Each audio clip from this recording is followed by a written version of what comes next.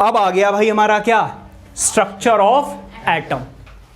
ठीक है, अब देखो बात आती है हिस्ट्री में क्यों पढ़ाई जा रही है, हमें जे थॉमसन के बारे में बता दिया गया भाई, फिर जेम्स चैडविक, ये सब क्यों बता रहे हैं, पता चले कि एक्चुअल में डिस्कवरी, जब हम सोचते हैं कि ये चीज़ बिल्कुल सही है तो हो सकता है कि वो भी चीज़ गलत हो, बट अगर आप आगे दिमाग लगाओगे तो, अगर आप सोच के बैठ जाओगे तो आगे कभी सोच ही नहीं पाओगे। तो उन्होंने बिल्कुल आपको ऑर्डर बताया कि देखो किस किस तरीके से डिस्कवरी हुई और किस किस तरीके से उनको कैंसिल कर दिया गया। ठीक है, अब जरा देखिएगा, हम बात कर रहे हैं किसकी, स्ट्रक्चर ऑफ एटम की। एक्चुअल में एटम जो है वो दिखता कैसा है। ठीक है, तो अब आए कौन, रदरफोर्ड। सबसे पहले किसने दिया, जे थॉमसन ने, पहला जो मॉडल दिया था वो किसने दिया था, जे थॉमसन ने, 1903। ठीक है, नहीं ईयर के 1997 जब इलेक्ट्रॉन की डिस्कवरी की थी उसी का 3 में उसने कराया थॉमसन ने। हाँ ठीक है, फिर कौन आए थे आपके, जे थॉमसन आए। जे थॉमसन के बाद अब कौन आए भाई, रदरफोर्ड। अरे यार स्टार्टिंग में गड़बड़ करवा दी, देखो बस शांत रहना एकदम। अब हम देखेंगे स्ट्रक्चर ऑफ एटम। तो जे थॉमसन का हमने देख लिया स्ट्रक्चर, वो पहला स्ट्रक्चर था। अब आएंगे कौन, रदरफोर्ड। कौन आएंगे, रदरफोर्ड। भाई इन्होंने काफी मेहनत की और यहां से क्वेश्चन आने की प्रोबेबिलिटी सबसे ज्यादा हाई है, क्योंकि यहां पर हम पढ़ने वाले हैं गोल्ड फॉइल्ड एक्सपेरिमेंट, और वो आपको पढ़ाया होगा तो आपको पता ही है, बहुत इंपॉर्टेंट चीज है। चलो पहले थोड़ी बहुत डेफिनेशन देख लेते हैं और फिर हम आएंगे डायरेक्टली किस पर, डेफिनेशन स्ट्रक्चर पर। देखो रदरफोर्ड एक्सपेरिमेंट या फिर डिस्कवरी ऑफ न्यूक्लियस। देखो अभी तक किसकी डिस्कवरी हो गई, इलेक्ट्रॉन की हो गई, प्रोटॉन की हो गई, न्यूट्रॉन की भी हो गई, लेकिन न्यूक्लियस की कोई बात नहीं थी। तो रदरफोर्ड ने न्यूक्लियस की भी डिस्कवरी की और साथ के साथ अपना मॉडल भी बताया। जरा ध्यान दीजिए, after the discovery of neutrons, protons and neutrons, it becomes clear that an atom is made up of 3 सब एटॉमिक पार्टिकल्स। तो यहां से यह बात बिल्कुल तय हो गई थी कि जो एटम है वो 3 सब एटॉमिक पार्टिकल्स से मिलकर बना है, और वो 3 सब एटॉमिक पार्टिकल्स कौन से हैं, इलेक्ट्रॉन्स, प्रोटॉन्स एंड न्यूट्रॉन्स। ठीक है, अब जरा ध्यान दीजिए। नाउ क्वेश्चन इज, क्वेश्चंस नहीं question, now question is what are the position of these particles in an atom. एक एटम के अंदर इलेक्ट्रॉन कहां पर है, प्रोटॉन कहां पर है और न्यूट्रॉन कहां पर है। क्योंकि इससे पहले वाला जो स्ट्रक्चर दिया था जे थॉमसन ने, वहां पर सिर्फ पॉजिटिव चार्ज और नेगेटिव चार्ज, मतलब प्रोटॉन्स और न्यूट्रॉन की बात, इलेक्ट्रॉन की बात हो रही थी, न्यूट्रॉन थे ही नहीं, तो न्यूट्रॉन की उन्होंने पोजीशन भी नहीं बताई। भाई नीचे कर लो, यहां पर क्या मिल गया अब हमें, इससे पहले जेम्स चैडविक ने क्या बता दिया, न्यूट्रॉन के बारे में बता दिया। तो अब हमें यह भी तो देखना होगा कि भाई न्यूट्रॉन कहां पर है ना। तो जरा देखिएगा, अब हम बात कर रहे हैं इनके पार्टिकल्स की पोजीशन की। तो इन्होंने क्या किया, रदरफोर्ड ने क्या किया, this problem was solved by Rutherford's by alpha particles scattering experiment. पहले मैं आपको यह समझा दूं कि ये अल्फा पार्टिकल कौन सी बला है, क्योंकि बार बार इसका यूज होता रहेगा और आप फंसे रहोगे कि ये क्या चीज है ना। तो भाई पहली चीज, हीलियम नाम की चीज आपने सुनी है, इसका एटॉमिक नंबर कितना होता है, 2। अगर मैं इसकी बात करूं, बीच में होता है क्या, न्यूक्लियस, जिसके अंदर 2 प्रेजेंट होते हैं क्या, प्रोटॉन्स। न्यूट्रॉन्स भी होते हैं, बाद में बात करेंगे। इस टाइम पे न्यूट्रॉन्स की तो कोई बात हुई नहीं थी, इन्हें यह पता था कि इसके अंदर 2 प्रोटॉन्स प्रेजेंट है, यह बिल्कुल तय था, क्योंकि 2 इलेक्ट्रॉन्स है और 2 प्रोटॉन्स है, और इसके चारों तरफ रिवॉल्व कर रहे थे क्या, 2 इलेक्ट्रॉन्स। हाँ जी भाई, 1 और 2।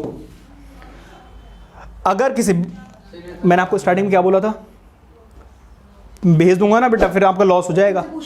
मैंने किसी से नहीं पूछना, पूछ लो, मैंने एक मुंह से बात, मैं कह रहा हूं ना, मुझे नहीं पूछना, जो मैं कह रहा हूं उस पर ध्यान दो, इधर ध्यान दो बेटा, वरना भेज दिया ना, आपका एक परसों टेस्ट है, फिर मत बोलना मुझसे, बिल्कुल मस्ती नहीं क्लास में। पैर उधर रखो, उधर हो थोड़ा सा, आप ऐसा करो, बाहर निकलो जल्दी से। आप इधर शिफ्ट हो, आप भी बाहर निकलो जल्दी जल्दी, इसको टच नहीं करना, इसको टच नहीं करना, अंदर जाओ, अंदर जाओ। हाँ देखिए, टच नहीं करो, इसको टच नहीं करो, साइड में, इधर साइड में बैग रखोगे अपना,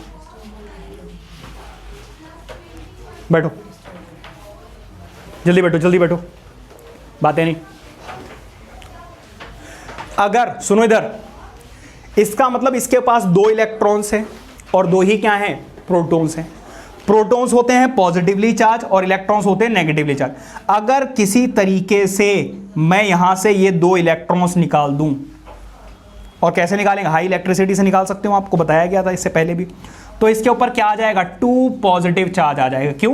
क्योंकि यहां पर 2 प्रोटॉन्स हैं तो 2 ही पॉजिटिव चार्ज आ जाएगा। तो हीलियम में से अगर इलेक्ट्रॉन्स निकाल दिए जाएं तो जो प्रोटॉन्स बचेगा या जो भी पार्ट बचेगा एटम का, उसको हम बोलते हैं अल्फा पार्टिकल्स। क्या बात क्लियर हो गई? हीलियम में से हमने क्या किया, दोनों इलेक्ट्रॉन्स निकाल दिए, अब जो बचा वो क्या है, अल्फा पार्टिकल्स। ठीक है, हाँ जी, हीलियम से। प्रोटॉन को ही बोलते हैं एक तरीके से। नहीं, अब इसमें तो भी न्यूक्लियस भी है, प्रोटॉन्स को कैसे बोल दोगे? ठीक है, तो इलेक्ट्रॉन्स को निकाल के जो बचा उनको, इसको क्या बोला जाता है, अल्फा पार्टिकल्स। क्योंकि ये थोड़े से हैवी हैं, हाइड्रोजन जो है वो बहुत ज़्यादा लाइट है, तो इसलिए उन्होंने थोड़ा सा हैवी लिया। ठीक है, और इसीलिए इसको क्या नाम दिया गया, अल्फा पार्टिकल्स स्कैटरिंग एक्सपेरिमेंट। ठीक है, अब आ जाइए, इसी एक्सपेरिमेंट को 2 नाम से पुकारा जाता है। पहला क्या है, रदरफोर्ड्स एक्सपेरिमेंट, या फिर इसी को हम क्या बोलते हैं, गोल्ड फॉयल एक्सपेरिमेंट। ठीक है, ध्यान से समझेंगे क्या होता है। भाई इन्होंने क्या किया, एक प्लेट ली,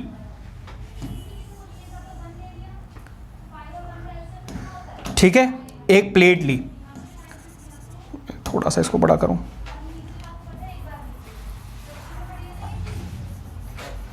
और वो प्लेट कैसी थी, ऐसे सर्कुलर शेप की थी, और यहां से ओपन रखा गया।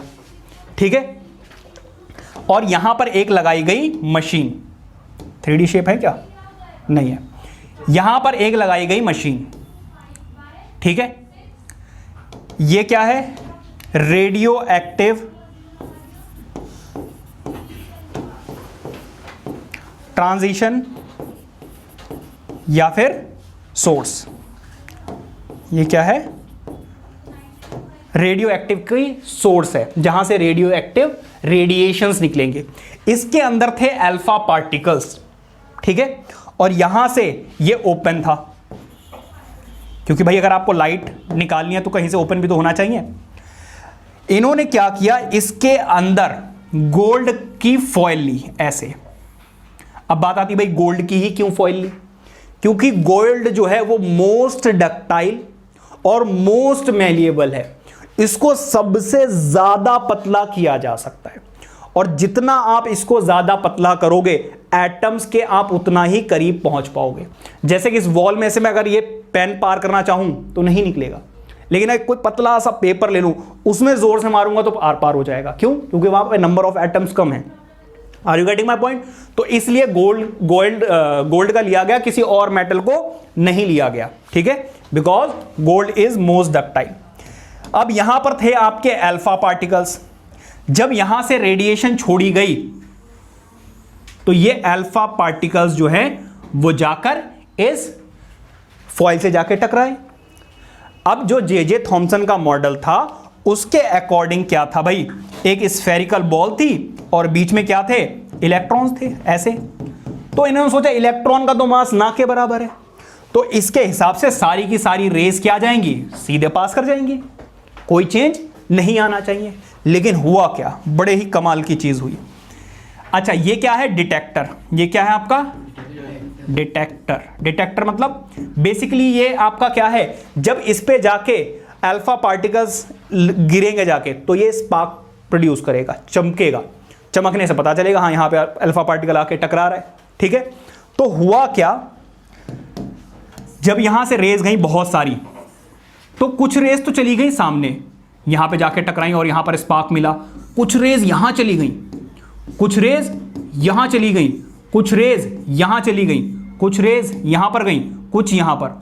और सबसे मजेदार बात यह थी कि 10,000 अल्फा पार्टिकल्स में से एक रे ऐसी थी जो सेम पाथ से रिफ्लेक्ट करके वापस आ रही है। अगर भाई ये पूरा का पूरा खाली है तो वापस आने का कोई मतलब नहीं है। अगर मैं हवा में बॉल मारूंगा तो क्या बॉल वापस आ सकती है? नहीं आ सकती है। अगर बीच में कहीं पत्थर हुआ या कोई सॉलिड चीज हुई तभी बॉल टकरा कर वापस आ सकती है। Are you getting my point? तो यहां से जैसे यहां पे बत्ती जल रही थी वैसे ही इनके दिमाग की भी बत्ती जल गई कि कुछ तो गड़बड़ है भाई। जे थॉमसन जी ने कुछ तो गड़बड़ कर दी है अपने मॉडल में। तो ये जो एक्सपेरिमेंट है, ठीक है, एक्सपेरिमेंट क्यों किया गया, यहां से क्वेश्चन आता है कि भाई जो रदरफोर्ड थे उन्होंने गोल्ड फॉइल एक्सपेरिमेंट क्यों किया? So to verify the model of J Thomson. J Thomson का मॉडल वेरीफाई करने के लिए। हाँ जी, उन्हें पता कैसे चला कि वो वापस गया? वापस कैसे किया भाई? टकरा के वापस आ रहा था। यस सर, लेकिन वहां पर तो ये चीज है कि कुछ चीज लगा रखी है डिटेक्टर, लेकिन भाई यहाँ पर कैसे पता चला? एक बात बताओ, मेरी बात सुनो। कुछ यहां पर उन्होंने प्लेट्स वगैरह लगाई हुई थी, जैसे कि पूरा कवर है मान लीजिए थोड़ा बहुत, अगर यहां से भी आके टकरा रहा है तो what does it mean? It means वो ऑलमोस्ट क्या कर रहा है? रिफ्लेक्ट कर रहा है। अगर कुछ यहां पे कर रहे हैं, कुछ यहां टकरा रहे हैं, कुछ यहां टकरा रहे हैं, तो सीधी सी बात है एक वापस भी आ रहा होगा। ठीक है, तो ये चीजें बेटा एक्सपेरिमेंटली वो कैलकुलेट करते हैं सारी चीजें, है ना। हम जिस लेवल पे सोच रहे हैं वो इस लेवल पे थोड़ी ना सोचते हैं। तो इस एक्सपेरिमेंट को नाम दिया गया क्या? गोल्ड फॉइल एक्सपेरिमेंट, क्योंकि गोल्ड फॉइल से ये किया गया था। ठीक है, अच्छा, फिर इन्होंने कहा कि भाई फिर है कैसा? जब रदरफोर्ड से पूछा गया, ठीक है भाई आप कह रहे हो तो बात तो सही कह रहे हो, आपने एक्सपेरिमेंटली चीजों को किया है, तो अब आप ये बताइए कि इसका स्ट्रक्चर कैसा होगा। तो जरा ध्यान दीजिए। इट वॉज एक्सपेक्टेड, मैं यहां पर समझा ही देता हूं। ओहो, अगर मैं बहुत ज्यादा इसको थिन कर दूंगा, बहुत ज्यादा थिन कर दूंगा, तो आपको ऑलमोस्ट क्या मिल जाएंगे? Atoms of gold. क्या मिल जाएंगे? Atoms of gold. इसके अंदर प्रेजेंट थे क्या? इलेक्ट्रॉन्स। यही तो होगा भाई। तो एक्सपेक्टेड तो ये था। चलो मैं नेक्स्ट पेज पे कराता हूं, यहां पे अच्छे समझ में आएगा नहीं।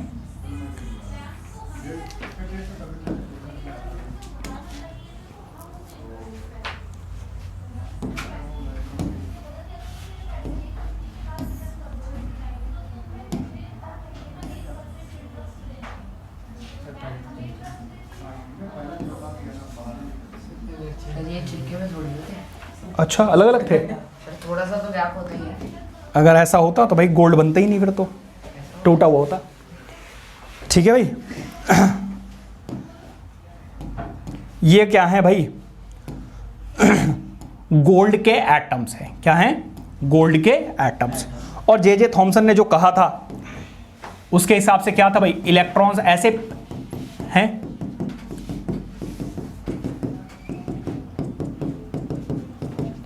तो ये एक्सपेक्ट किया जा रहा था कि यहां से जो रेज जा रही हैं वो क्या होंगी? सेम पाथ से। मैं इसको ऐसे बना देता हूं यार, छोड़ो। यहां से जो अल्फा रेज जा रही हैं वो सेम पाथ से चली जाएंगी। अगर आप उसमें अंदर डीप जाकर देखोगे तो ऐसे होना चाहिए था। बट हुआ क्या? हुआ ये कि कहीं से कुछ रेज थोड़े एंगल से, कुछ रेज ज्यादा एंगल से क्या हो रही थी? डेविएट हो रही थी। और कुछ रेज तो ऐसी भी थी जो सेम पाथ से वापस भी आ रही थी। तो इसका यह मतलब है कि बीच में कोई एक सॉलिड पार्टिकल प्रेजेंट है जिससे टकराने के बाद ये जो अल्फा रेज है, अल्फा पार्टिकल की रेज है, वो क्या कर रही हैं? अपने एंगल से डेविएट हो रही हैं। क्या बात समझ में आ रही है? लेकिन उन्होंने फिर क्या बोला? उन्होंने ये देखा कि मोस्ट ऑफ द रेज जो थी वो सेम पाथ से जा रही थी। मोस्ट ऑफ द रेज अगर सेम पाथ से जा रही हैं, इसका मतलब ये है कि most of the part of an atom is empty. ठीक है, और वो कह रहे हैं सेंटर में कोई एक सॉलिड चीज है जिससे टकराने के बाद ही रेज क्या कर रही हैं? अपने एंगल से डेविएट हो रही हैं। क्या बात समझ में आ रही है? क्या इससे पहले कोई सेंटर की बात हुई थी? नहीं हुई थी। तो ये जो सेंटर ऑफ द एटम है वो किसने डिस्कवर किया? रदरफोर्ड ने। और इस सेंटर को ही क्या नाम दिया गया? Nucleus. So who discovered nucleus? Rutherford by gold foil experiment. क्या बात समझ में आ रही है? अब आगे बढ़ते हैं.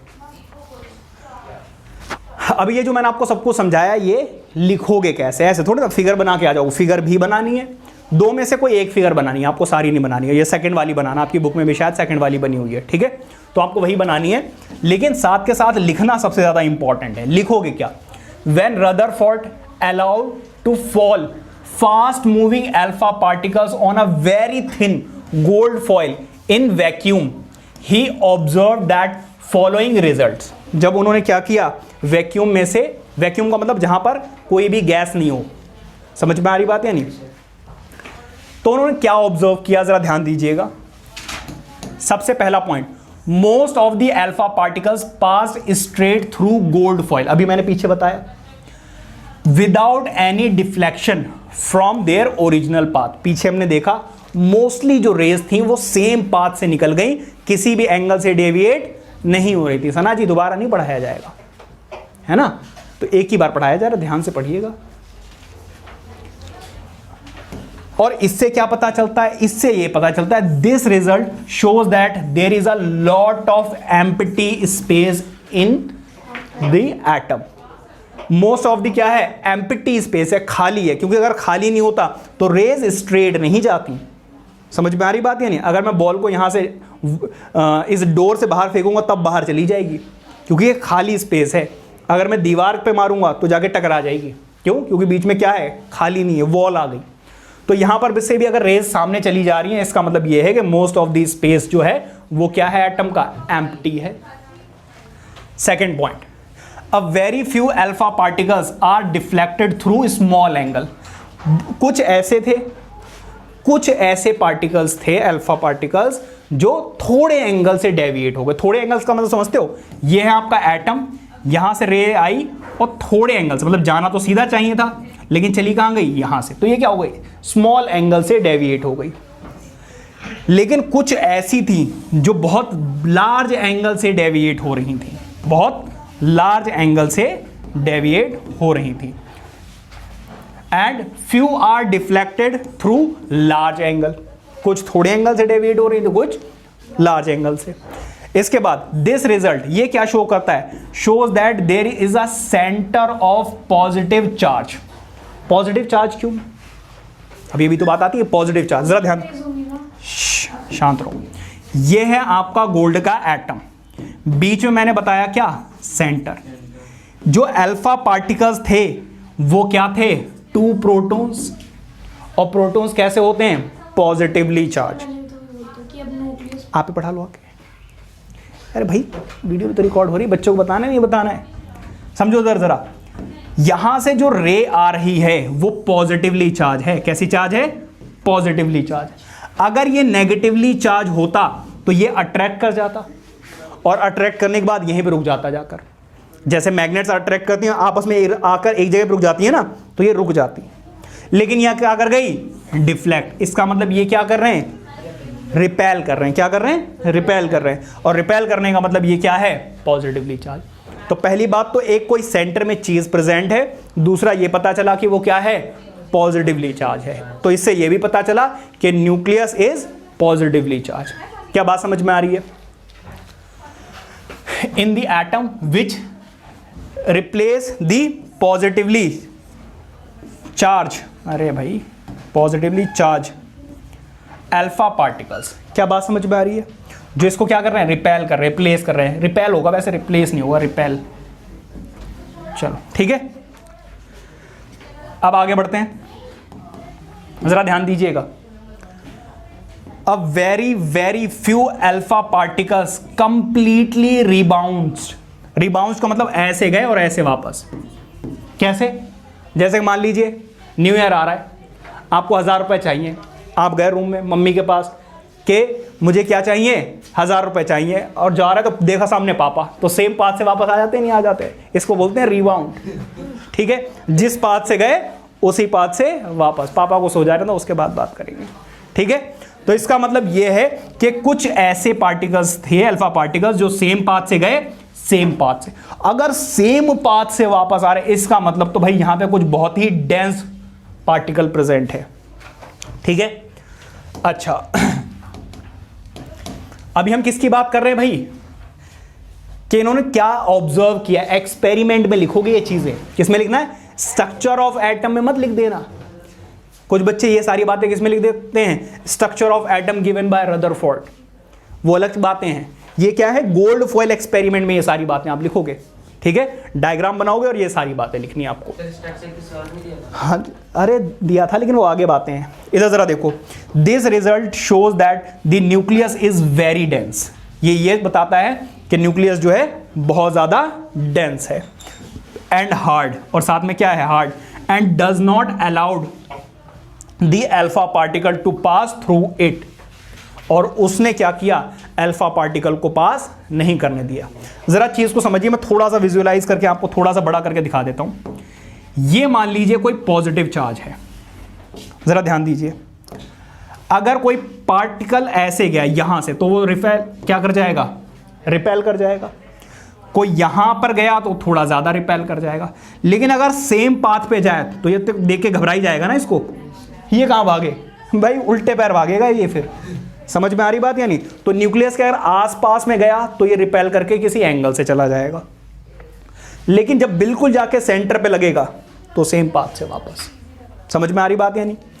अच्छा, एक बात और समझ में आती है इससे, कि भाई 3 यहां से रेज गई अल्फा पार्टिकल, लेकिन एक ही जाके सेंटर में टकराया। ये तीनों भी तो टकरा सकते थे जाके। इसका मतलब न्यूक्लियस का जो साइज है वो बहुत ज्यादा छोटा है, बहुत ज्यादा छोटा, इसीलिए एक रे जाके टकरा कर वापस आ रही है। अगर इसका साइज बड़ा होता तो ये तीनों जाके टकराती हैं और तीनों वापस आती है। Are you getting my point. तो इस बात से ये भी पता चलता है कि size of the nucleus is very very small. ठीक है, तो ये था आपका गोल्ड फॉयल एक्सपेरिमेंट, और ये सारी बातें ऑब्जर्व की उन्होंने और आपके सामने लिख दी। बताइए समझ में आया क्या है gold foil experiment. Any problem, note कीजिए।